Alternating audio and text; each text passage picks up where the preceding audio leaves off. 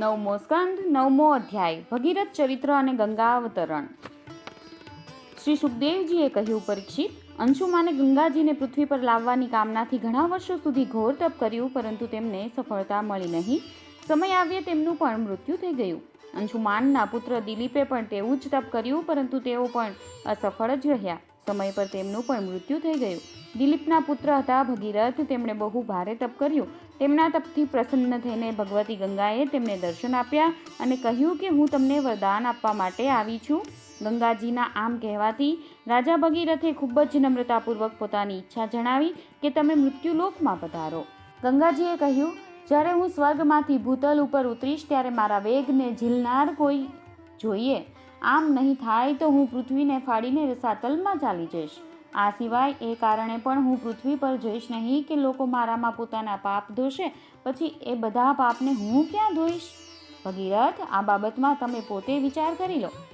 ભગીરથે કહ્યું, માં, જેમણે લોક પરલોક, ધન, સંપત્તિ અને પત્ની પુત્રની કામનાઓનો ત્યાગ કરી દીધો છે, જેઓ સંસારથી ઉપરામ થઈને પોતે આત્મ સ્વરૂપમાં સ્થિત એટલે કે શાંત છે, જેઓ બ્રહ્મનિષ્ઠ અને લોકોને પવિત્ર કરનારા પરોપકારી સજ્જનો છે, તેઓ પોતાના અંગ સ્પર્શથી તમારા પાપને નષ્ટ કરી દેશે, કારણ કે તેમના હૃદયમાં અગ્નિરૂપી એટલે કે પાપરૂપી અઘાસુરને મારવાવાળા ભગવાન હંમેશા નિવાસ કરે છે. સમસ્ત પ્રાણીઓના આત્મા રુદ્રદેવ તમારા વેગને ધારણ કરી લેશે, કારણ કે તાતણામાં રહેલી સાડીની માફક આ તમામ વિશ્વ ભગવાન રુદ્રમાં જ ઓતપ્રોત છે. પરીક્ષિત, ગંગાજીને આ પ્રમાણે કહીને ભગીરથ રાજાએ તપ વડે ભગવાન શંકરને પ્રસન્ન કર્યા. થોડા જ સમયમાં મહાદેવજી તેમના પર પ્રસન્ન થઈ ગયા. ભગવાન શંકર તો સંપૂર્ણ જગતના હિતેશી છે. રાજાની વાત તેમણે તથાસ્તુ કહીને સ્વીકારી લીધી. પછી શિવજીએ સાવધાન થઈને ગંગાજીને પોતાના મસ્તક ઉપર ધારણ કર્યા. કેમ ન કરે? ભગવાનના ચરણોનો સ્પર્શ થવાથી ગંગાજીનું જળ પરમ પવિત્ર છે. ત્યાર પછી રાજર્ષિ ભગીરથ ત્રિલોકને પાવન કરનારા ગંગાજીને ત્યાં લઈ ગયા, જ્યાં તેમના પિતૃઓના શરીર ભસ્મરૂપે પડ્યા હતા. તેઓ વાયુવેગે ચાલનારા રથ પર બેસીને આગળ ચાલી રહ્યા હતા અને તેમની પાછળ ગંગાજી રસ્તામાં આવતા પ્રદેશોને પવિત્ર કરતા રહીને દોડી રહ્યા હતા. આ પ્રમાણે ગંગા સાગર સંગમ પર પહોંચીને તેમણે સગરના ભસ્મ થઈ ગયેલા પુત્રોને પોતાના જળમાં ડૂબાડી દીધા. જોકે સગરના આ પુત્રો બ્રાહ્મણના તિરસ્કારના કારણે ભસ્મ થઈ ગયા હતા. તેમના ઉદ્ધારનો કોઈ ઉપાય ન હતો, છતાં પણ માત્ર શરીરની ભસ્મ સાથે ગંગાજળનો સ્પર્શ થઈ જવાથી જ તેઓ સ્વર્ગમાં ચાલ્યા ગયા. પરીક્ષિત, જ્યારે ગંગાજળ સાથે શરીરની ભસ્મનો સ્પર્શ થઈ જવાથી સગરના પુત્રોને સ્વર્ગની પ્રાપ્તિ થઈ ગઈ, ત્યારે જે લોકો શ્રદ્ધા સાથે નિયમ લઈને ગંગાજીનું સેવન કરે છે, તેમના માટે તો કહેવું જ શું. મેં ગંગાજીના મહિમા વિશે જે કાંઈ કહ્યું છે તેમાં આશ્ચર્યની કોઈ વાત નથી, કારણ કે ગંગાજી ભગવાનના તે ચરણોમાંથી નીકળ્યા છે જેમનું શ્રદ્ધા સાથે ચિંતન કરીને મોટા મુનિઓ નિર્મળ થઈ જાય છે અને ત્રણેય ગુણોના ન છૂટી શકે તેવા બંધનને કાપીને તુરત જ ભગવત સ્વરૂપ બની જાય છે. તો પછી ગંગાજી સંસારના બંધનને કાપી નાખે એમાં કઈ મોટી વાત છે? ભગીરથના પુત્ર હતા શ્રુત. શ્રુતના નાભ થયા. આ નાભ પૂર્વોક્ત નાભથી જુદા છે. નાભનો પુત્ર હતો સિંધુદ્વીપ અને સિંધુદ્વીપનો પુત્ર અયુતાયુ હતો. અયુતાયુના પુત્રનું નામ ઋતુપર્ણ હતું. તે નલનો મિત્ર હતો. તેણે નલને પાસા ફેંકવાની વિદ્યાનું રહસ્ય બતાવ્યું હતું અને તેના બદલામાં તેણે અશ્વવિદ્યા શીખી હતી. ઋતુપર્ણનો પુત્ર સર્વકામ થયો. પરીક્ષિત, સર્વકામના પુત્રનું નામ સુદાસ હતું. સુદાસને સૌદાસ નામનો પુત્ર હતો અને સૌદાસની પત્નીનું નામ મદયંતી હતું. સૌદાસને જ કોઈક મિત્ર સહ કહે છે અને ક્યાંક તેને કલ્માશપાદ પણ કહ્યો છે. તે વશિષ્ઠ મુનિના શાપથી રાક્ષસ થઈ ગયો હતો અને વળી તેના કર્મોને લીધે તે સંતાનહીન રહ્યો. પરીક્ષિત રાજાએ પૂછ્યું, ભગવાન, અમે એ જાણવા ઈચ્છીએ છીએ કે મહાત્મા સૌદાસને વશિષ્ઠજીએ શાપ કેમ આપ્યો? જો આ પ્રસંગ ગુપ્ત રાખવા જેવો ન હોય તો કૃપા કરી તમે અમને કહો. શ્રી સુખદેવજીએ કહ્યું, પરીક્ષિત, એકવાર રાજા સૌદાસ શિકાર કરવા માટે ગયા હતા. ત્યાં તેમણે કોઈ રાક્ષસને મારી નાખ્યો અને તેના ભાઈને છોડી દીધો. તેણે રાજાના આ કૃત્યને અન્યાય માનીને તેમની સાથે ભાઈના મૃત્યુનો બદલો લેવા માટે તે રસોઈયાના રૂપે તેના ઘરમાં આવી ગયો. જ્યારે એક દિવસ ભોજન કરવા માટે ગુરુ વશિષ્ઠજી રાજાને ત્યાં પધાર્યા ત્યારે તેણે મનુષ્યનું માંસ રાંધીને તેમને પીરસી દીધું. જ્યારે સર્વસમર્થ વશિષ્ઠજીએ જોયું કે પીરસેલો પદાર્થ તો તદ્દન અભક્ષ્ય છે ત્યારે તેમણે ક્રોધિત થઈને રાજાને શાપ આપી દીધો કે તું રાક્ષસ થઈ જા. જ્યારે તેમને આ વાતની ખબર પડી કે આ કૃત્ય તો રાક્ષસનું છે, રાજાનું નથી, ત્યારે તેમણે તે શાપને માત્ર 12 વર્ષ માટે મર્યાદિત કરી દીધો.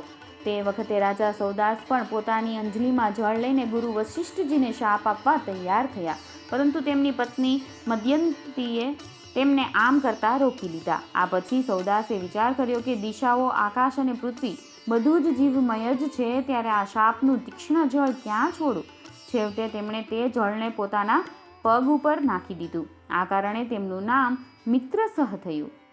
તે જળથી તેમના પગ કાળા પડી ગયા, તેથી તેમનું નામ કલ્માશપાદ થયું. હવે શાપને કારણે તેઓ રાક્ષસ બની ચૂક્યા હતા. એક દિવસ રાક્ષસ બનેલા રાજા કલ્માશપાદે એક બ્રાહ્મણ દંપતીને સહવાસના સમયે જોઈ લીધું. કલ્માશપાદને ભૂખ તો લાગી જ હતી. તેણે બ્રાહ્મણને પકડી લીધો. બ્રાહ્મણ પત્નીની કામના હજી પૂર્ણ થઈ ન હતી. તેણે કહ્યું, રાજન, તમે રાક્ષસ નથી, તમે મહારાણી મદયંતીના પતિ અને ઈક્ષ્વાકુ વંશના વીર મહારથી છો. તમારે આવો અધર્મ ન કરવો જોઈએ. મને સંતાનની કામના છે અને મારા પતિની પણ કામના હજી પૂરી થઈ નથી, તેથી તમે મને મારો આ બ્રાહ્મણ પતિ આપી દો. રાજન, આ મનુષ્ય શરીર જીવને ધર્મ, અર્થ, કામ અને મોક્ષ ચારેય પુરુષાર્થોની પ્રાપ્તિ કરાવનારું છે. તેથી હે વીર, આ શરીરને નષ્ટ કરી દેવું એ બધા પુરુષાર્થોની હત્યા કહેવાય છે. એ ઉપરાંત આ વિદ્વાન બ્રાહ્મણ છે, તપ, શીલ વગેરે મહાન ગુણોથી સંપન્ન છે. આ બ્રાહ્મણ તે પુરુષોત્તમ પરબ્રહ્મની સમસ્ત પ્રાણીઓના આત્માના રૂપમાં આરાધના કરવા ઈચ્છે છે, જે પરમાત્મા સમસ્ત પદાર્થોમાં વિદ્યમાન છે, પરંતુ જુદા જુદા ગુણોથી ઢંકાયેલા રહે છે. રાજન, તમે શક્તિશાળી છો, તમે ધર્મનો મર્મ સારી રીતે જાણો છો. જેમ પિતાના હાથે પુત્રનું મૃત્યુ ઉચિત નથી, તે જ પ્રમાણે તમારા જેવા શ્રેષ્ઠ રાજર્ષિના હાથે મારા શ્રેષ્ઠ બ્રહ્મર્ષિ પતિનો વધ કોઈ રીતે ઉચિત નથી. સાધુ સમાજ તમારો બહુ આદર કરે છે, તો ભલા તમે મારા પરોપકારી, નિરપરાધ, ક્ષોત્રિય અને બ્રહ્મવાદી પતિનો વધ કઈ રીતે ઉચિત માનો છો? આ તો ગાયના જેવા અત્યંત સરળ છે. તેમ છતાં તમે જો તેમને ખાઈ જવા જ ઈચ્છો છો તો પ્રથમ મને ખાઈ જાઓ, કારણ કે મારા પતિ વિના હું શબ્બત બની જઈશ અને એક ક્ષણ પણ જીવી નહીં શકું. બ્રાહ્મણ પત્ની ખૂબ જ કરુણાપૂર્ણ વાણીમાં આ પ્રમાણે કહીને અનાથની જેમ રડવા લાગી, પરંતુ સૌદાસે શાપના પ્રભાવને કારણે તેની વિનંતી ઉપર કોઈ ધ્યાન આપ્યું નહીં અને તે બ્રાહ્મણને એ રીતે ખાઈ ગયો જેમ વાઘ કોઈ પશુને ખાઈ જાય. જ્યારે બ્રાહ્મણીએ જોયું કે મારા ગર્ભાધાન માટે તત્પર પતિને આ ખાઈ ગયો ત્યારે તે બહુ શોકાકુલ થઈ ગઈ અને તે સતી બ્રાહ્મણીએ ક્રોધપૂર્વક રાજાને શાપ આપી દીધો. અરે પાપી, હું અત્યારે કામથી પીડિત થઈ રહી હતી, એવી અવસ્થામાં તું મારા પતિને ખાઈ ગયો છે. તેથી હે મૂર્ખ, જ્યારે તું સ્ત્રી સાથે સહવાસ કરીશ ત્યારે તારું મૃત્યુ થશે. આ વાત હું તને પ્રથમથી જ કહી દઉં છું. આ પ્રમાણે મિત્રસહને શાપ આપીને બ્રાહ્મણી પોતાના પતિના અસ્થિઓને ભડભડતી ચિત્તામાં નાખીને સ્વયં પણ સતી થઈ ગઈ અને તેણે તે જ ગતિ પ્રાપ્ત કરી જે તેના પતિ દેવે પ્રાપ્ત કરી હતી. તે પોતાના પતિને છોડીને બીજા કોઈ લોકમાં જવા પણ ઈચ્છતી ન હતી. 12 વર્ષ વીત્યા પછી રાજા સૌદાસ શાપ મુક્ત થઈ ગયા. જ્યારે તેઓ સહવાસ માટે પોતાની પત્ની પાસે ગયા ત્યારે તેમની પત્નીએ તેમને રોકી દીધા, કારણ કે તેને તે બ્રાહ્મણીના શાપની જાણ હતી. ત્યાર પછી તેમણે સ્ત્રી સુખનો બિલકુલ પરિત્યાગ કરી દીધો. આ પ્રમાણે પોતાના કર્મફળ પ્રમાણે તેઓ સંતાનહીન થઈ ગયા.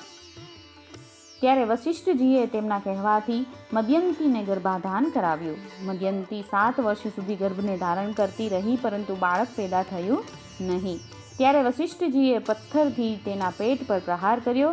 તેનાથી જે બાળક થયો તે બાળક અશ્મ એટલે કે પથ્થરના પ્રહારથી પેદા થયો હોવાને કારણે અશ્મક કહેવાયો.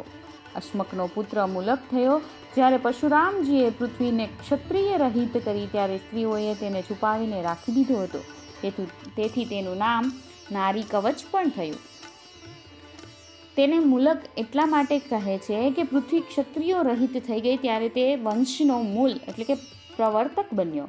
મુલકના પુત્ર દશરથ થયા. દશરથના પુત્ર એડવિડ અને એડવિડના પુત્ર થયા રાજા વિશ્વસહ. વિશ્વસહના પુત્ર જ ચક્રવર્તી સમ્રાટ ખટવાંગ થયા. યુદ્ધમાં તેમને કોઈ જીતી શકતું નહોતું. તેમણે દેવતાઓની પ્રાર્થનાથી દૈત્યોનો સંહાર કર્યો હતો. જ્યારે તેમને દેવતાઓ પાસેથી એ જાણવા મળ્યું કે હવે મારું આયુષ્ય માત્ર 2 ઘડીનું જ બાકી છે, ત્યારે તેઓ પોતાની રાજધાનીમાં પાછા આવ્યા અને તેમણે પોતાના મનને ભગવાનમાં પરોવી દીધું. તેઓ મનમાં વિચારવા લાગ્યા કે મારા કુળના ઈષ્ટ દેવતા બ્રાહ્મણ છે. તેમનાથી વધીને મને મારા પ્રાણ પણ પ્રિય નથી. એટલું જ નહીં, બ્રાહ્મણો કરતાં મને પત્ની, પુત્ર, લક્ષ્મી, રાજ્ય અને પૃથ્વી પણ પ્રિય નથી. મારું મન બાળપણમાં પણ ક્યારેય અધર્મ તરફ ગયું નથી. મેં પવિત્ર કીર્તિ ભગવાન સિવાય બીજી કોઈ વસ્તુ સત્ય રૂપે સ્વીકારી નથી. ત્રણેય લોકના સ્વામી દેવતાઓએ મને અભિષ્ટ વરદાન માગવા કહ્યું, પરંતુ મેં તો ભોગોની લાલસા બિલકુલ ન કરી, કારણ કે સમસ્ત પ્રાણીઓના જીવનદાતા શ્રી હરિની ભાવનામાં જ હું મગ્ન થઈ રહ્યો હતો. જે દેવતાઓનું મન અને ઇન્દ્રિયો વિષયોમાં ભટકી રહ્યા છે, તેઓ સત્વગુણ પ્રધાન હોવા છતાં પણ પોતાના હૃદયમાં વિરાજમાન, સદા સર્વદા પ્રિયતમના રૂપમાં રહેવાવાળા પોતાના આત્મ સ્વરૂપ ભગવાનને જાણતા નથી. પછી રજોગુણ અને તમોગુણવાળા લોકો તો તેમને જાણી જ કેવી રીતે શકે? તેથી હવે આ વિષયોમાં હું આસક્ત થતો નથી. તે તો માયાનો ખેલ છે. આકાશમાં ન હોવા છતાં પ્રતીત થનારા ગંધર્વ નગરોની જેમ આમની સત્તા નથી. તે તો અજ્ઞાનવશ ચિત્ત પર ચડી બેઠા છે. સંસારના સાચા રચયિતા ભગવાનની ભાવનામાં લીન થઈને હું વિષયોનો ત્યાગ કરીને માત્ર ભગવાનનું શરણું લઈ રહ્યો છું. પરીક્ષિત, ભગવાને ખટવાંગ રાજાની બુદ્ધિને પહેલાંથી જ પોતાના તરફ આકર્ષિત કરી રાખી હતી. તે કારણે તેઓ અંતિમ સમયે આવો નિશ્ચય કરી શક્યા. હવે તેમણે શરીર વગેરે અનાત્મ પદાર્થોમાં જે અજ્ઞાનમૂલક આત્મભાવ હતો તેનો પરિત્યાગ કરી દીધો અને પોતાના વાસ્તવિક આત્મભાવમાં સ્થિત થઈ ગયા. તે સ્વસ્વરૂપ સાક્ષાત પર બ્રહ્મ છે. તે સૂક્ષ્મથી પણ સૂક્ષ્મ શૂન્યવત જ છે, પરંતુ તે શૂન્ય નહીં, પરમ સત્ય છે. ભક્તજનો તે જ વસ્તુનું ભગવાન વાસુદેવ એવા નામથી વર્ણન કરે છે. 9મા સ્કંધ અંતર્ગત સૂર્યવંશાનુવર્ણનમાંનો 9મો અધ્યાય સમાપ્ત.